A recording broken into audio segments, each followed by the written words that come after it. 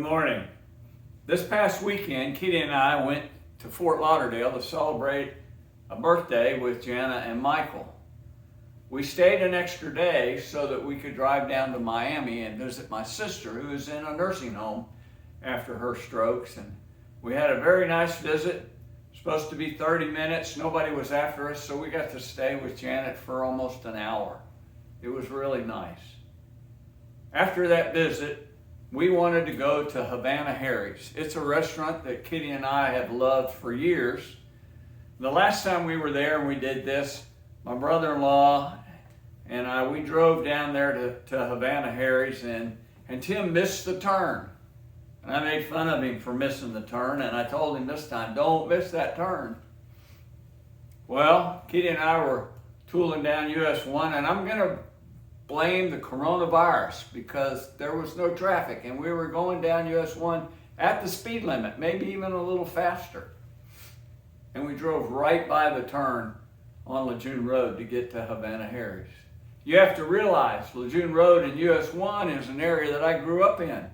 The high school I went to is just 2 blocks north of US 1 on Lejeune Road. And I live about 1.5 miles south down Lejeune Road from that intersection. Went through that all my life, but you know, things changed. As we were coming up US 1, South Miami was in the right spot. The University of Miami on the left-hand side of the road was in the right spot. Ponce Junior High School was on the right-hand side of the road in the right spot. We crossed the Coral Gables Waterway. I knew exactly where I was going, but when I got to the intersection to turn to go to Havana Harry's, the gas stations that used to be on that corner were not there anymore. Poe's Ace Hardware that was right across the street in the direction I was coming was a major landmark. It's not there anymore. Deal Ford that would have told me immediately, oops, I missed it, that was on the other side of the highway. It's not there anymore. We use landmarks that aren't supposed to change to know where we're going before we had GPS. Well, I got to Ponce de Leon Boulevard. I told Kitty, I said, we missed it. We had to turn around and come back up Bird Road and back down Lejeune Road to get there. Made fun of my brother-in-law for missing it the last time, and then I missed it because my landmarks were gone. In life, we need landmarks too.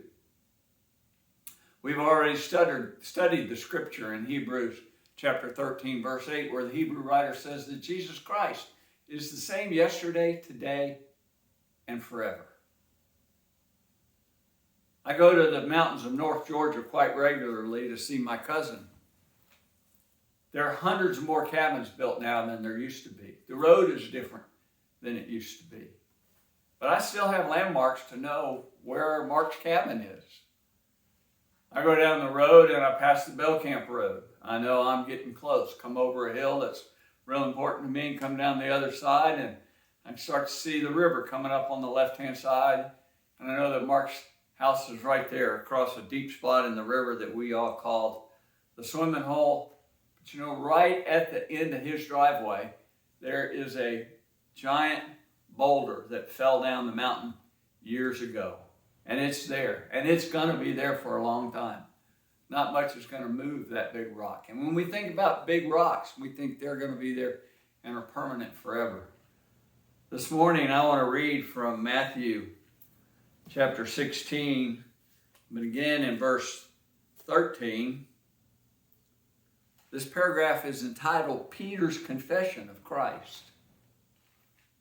When Jesus came to the region of Caesarea Philippi, he asked his disciples, "Who do people say that the Son of Man is?"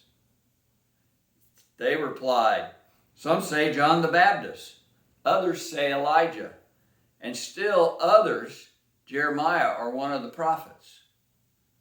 "But what about you?" he asked. "Who do you say I am?" Simon Peter answered, "You are the Christ, the Son of the living God." Jesus replied, "Blessed are you, Simon, son of Jonah, for this was not revealed to you by men, but by my Father in heaven.